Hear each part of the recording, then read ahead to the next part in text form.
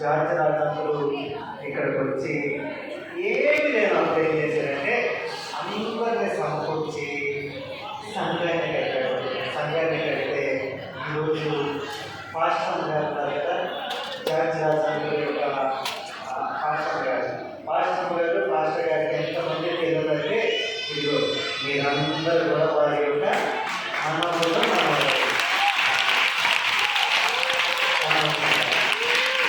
మరి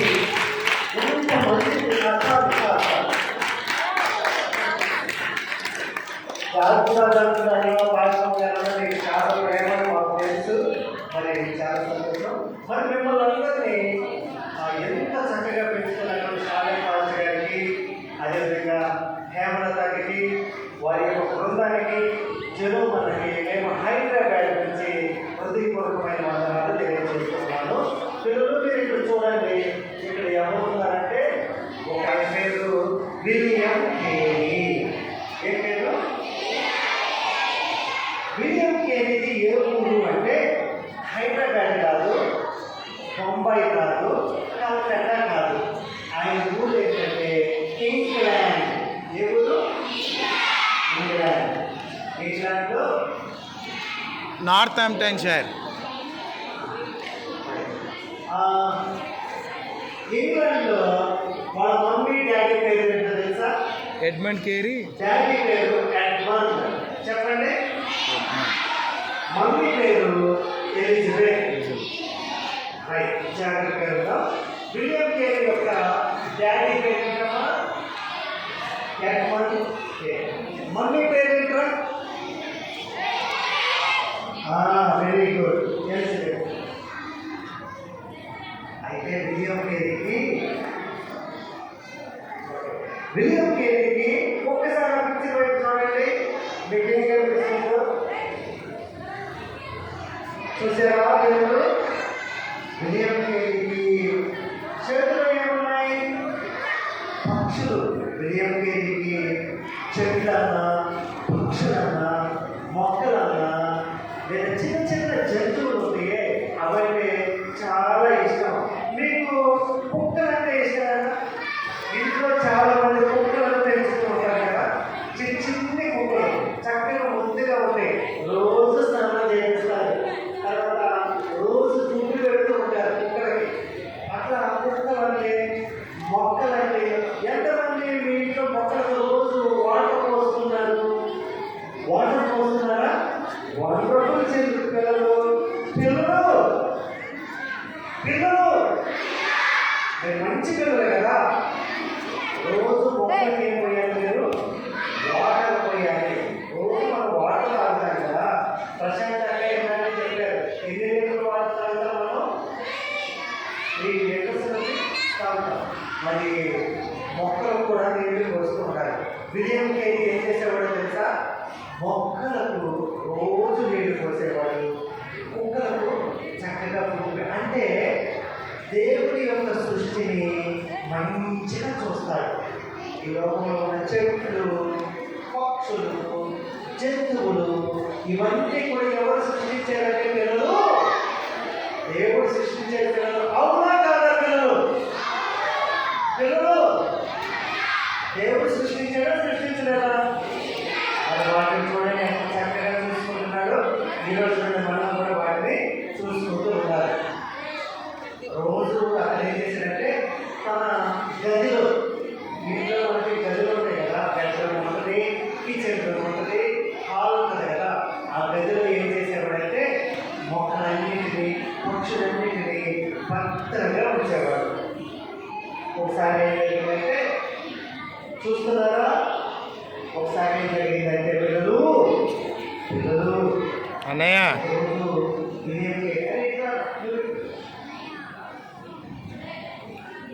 నీకేంటి? నీ వయసు ఎంత పిల్లడప్పుడు ఆ విలియం కేరీ ఏం చేశారంటే నడుచుకుంటూ రోడ్డు మీద వెళుతున్నాడు. ఇలా నడుచుకుంటూ వెళుతూ అక్కడ పెద్ద చెట్లు ఉంది. చెట్లు అంటే ఇష్టం కదా. చూశాడు, చూసి పెద్ద చెట్టు పక్షి గూడు ఉంది, నెక్స్ట్ కాకి గూడు. అబ్బా ఎంత బాగుంది పిల్లలు. అది కనుక నేను తెచ్చుకొని మా ఇంట్లో పెట్టుకుంటే బాగుంటుంది కదా అని చెప్పి విలియం కేరీ ఏం చేశాడంటే మెల్లగా చెట్టు ఎక్కడం మొదలు పెట్టాడు. చెట్టు ఎక్కు,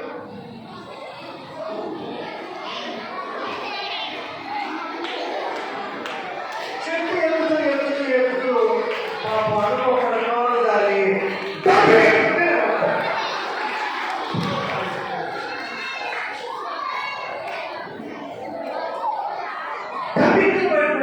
చెట్టు ఎక్కుతూ ఎక్కుతూ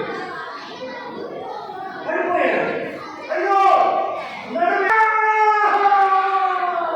అని చెప్పి ఏడుస్తూ ఉన్నాడు. పిల్లలు ఏడుస్తూ ఏడుస్తూ ఏం జరిగిందో తెలుసా? తట్టుకోలేకపోయాడు. పాప అక్కడ ఉన్నటువంటి కొంతమంది అంకుల్స్ ఏం చేశారంటే కేరీని ఎక్కువని మెల్లిగా హాస్పిటల్కి తీసుకొని డాక్టర్ గారి దగ్గర తీసుకెళ్ళారు. హాస్పిటల్ తర్వాత ఏమైనా తెలుసా? హాస్పిటల్లో మన ఏరియా అంకుల్ డాక్టర్ అనుకోండి, హాస్పిటల్లో డాక్టర్ గారు మంచి ట్రీట్మెంట్ ఇచ్చారు. చక్కటి మెడిసిన్ వాడాడు. వాడిన తర్వాత స్లోగా ఆరోగ్యం వచ్చింది. పిల్లలు వావ్ చక్కగా ఆరోగ్యం వచ్చింది. ఆరోగ్యం వచ్చిన ఆరోగ్యం వచ్చిన తర్వాత మరొక విషయం జరిగింది. పిల్లలు ఏం జరిగిందంటే విలియం కేరీ ఊరికే ఉందా మనలాంటి కదా ఏం చేశారు? మళ్ళీ ఆ చెట్టు దగ్గరకు వెళ్ళారు. మళ్ళా చెట్టు దగ్గరికి వెళ్ళాడు. చూశాడు చెట్టుని చూస్తే ఇంకా పక్షి కూడా ఉంది. నడుము విరిగిపోయింది కదా, కాళ్ళు విరిగిపోయింది కదా, ఓపిక లేదు కదా. అయినా సరే ఏం చేస్తున్నాడు తెలుసా? మళ్ళీ అక్కాలి, మళ్ళీ ఏమి పక్షి నుండి తీసుకురావాలి అని చెప్పి ఏం చేశాడంటే మరలా ఈసారి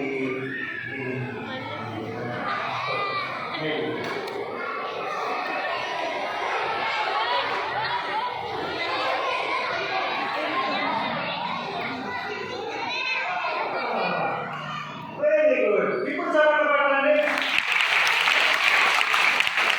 ఈరోజు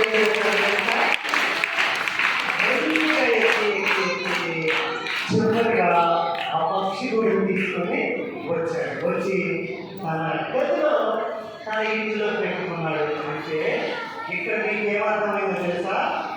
విలియం కేరీలో ఉన్నటువంటి ఒక మంచి లక్షణం ఏంటో తెలుసా?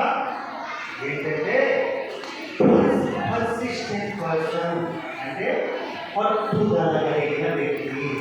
ఏమిటంట? పట్టు. నాకు ఎగ్జామ్లో ఫస్ట్ మార్క్ రావాలి అనుకున్నారా? బాగా చదువుతారు, ఫస్ట్ తెచ్చుకుంటారు. ప్రార్థన చేయాలి అనుకున్నారా? ప్రార్థన వస్తారు. అంత పట్టుదల కలిగినటువంటి వ్యక్తి ఈ విలియం కేరీ. తర్వాత విలియం కేరీ మొక్కలంటే ఇష్టం కదా. అక్కడ అప్పులు వచ్చి బాబు విలియం కేరీ ఈ మొక్క పేరేంటి, ఈ ఇద్దరు పేరేంటి, ఈ చెట్టు పేరేంటి అంటే అంకుల్ ఆ మొక్క పేరు ఫలానా అంకుల్ అంటే ఆ ఇద్దరు పేరు ఫలానా అంటే అని చక్కగా చెప్తూ ఉంటాడు అన్నమాట. అంత ఇష్టం విలియం కేరీ.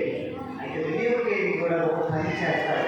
ఏం పని చేస్తాడంటే చెప్పులు కుట్టేటువంటి పనిని చేస్తాడు. ఏం చేస్తాడు? అంకుల్ దగ్గర జాబ్లో జాయిన్ అవుతాడు. చెప్పులు కుడుతూ ఉంటాడు. చెప్పులు కుడతాడు. చెప్పులు కుడుతూ విలియం కేరీ 6 లాంగ్వేజెస్ నేర్చుకున్నాడు. పిల్లలు ఎన్ని లాంగ్వేజెస్ నేర్చుకున్నాడు? లాంగ్వేజెస్ అంటే ఏంటో తెలుసా? భాషలు. మనం మాట్లాడే భాష ఏమిటి? తెలుగు మాట్లాడతాం కదా. ఇంగ్లీష్ వచ్చా? ఇంగ్లీష్. హిందీ వచ్చా? హిందీ. రైట్. అలా విలియం కేరీకి ఎన్ని భాషలు వచ్చాయంటే 6 లాంగ్వేజెస్, 6 భాషలు. ఏమేమి భాష అంటే ఇప్పుడు తర్వాత మీరు ప్రశ్న అడుగుతారు, అందుకే చెప్పాలి. అమ్మా నేను ప్రశ్న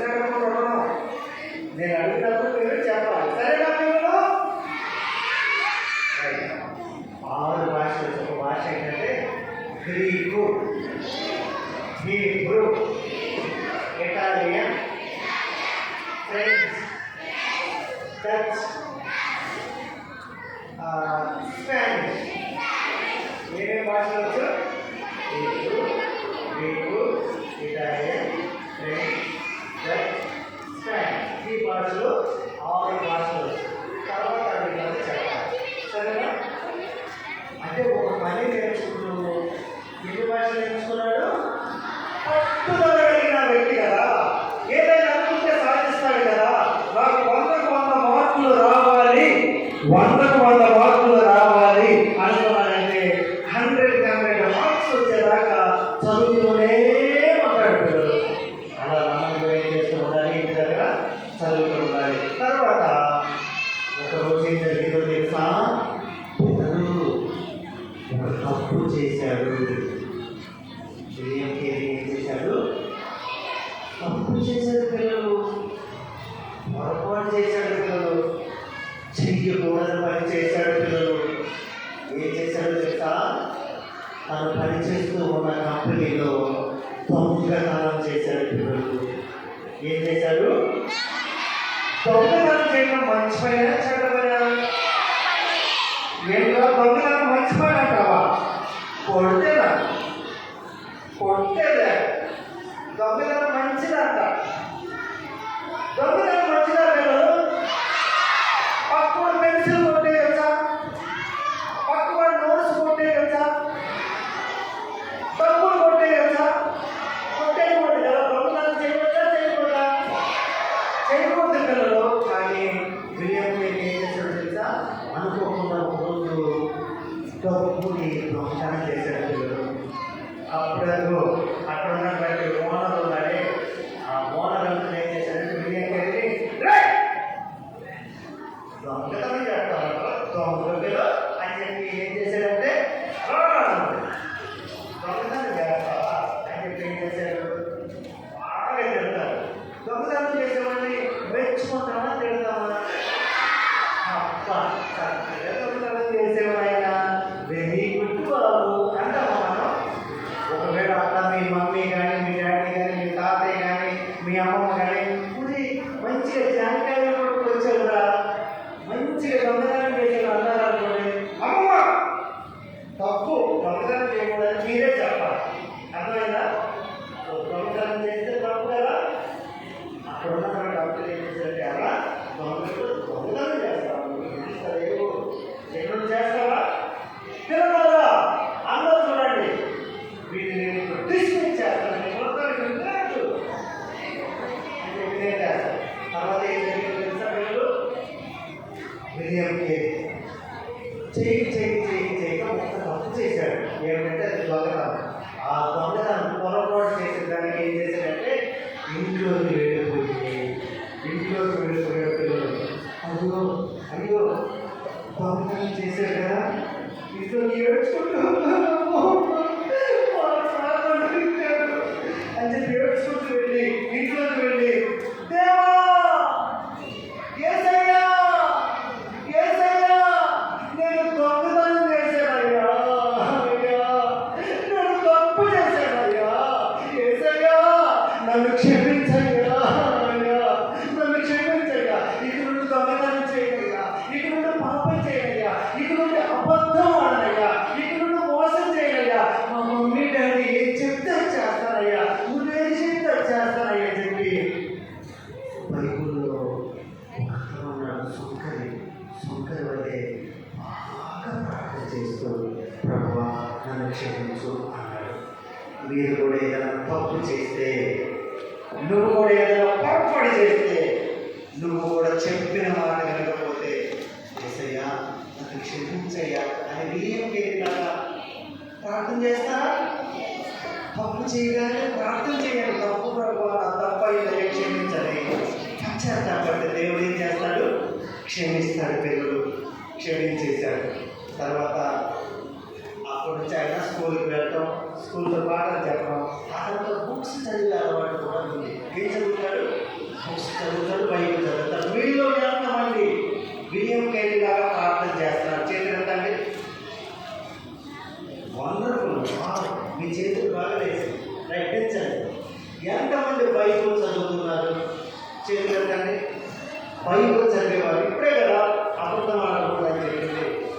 బైబుల్ చదువుతున్న చేతులు ఎత్తండి.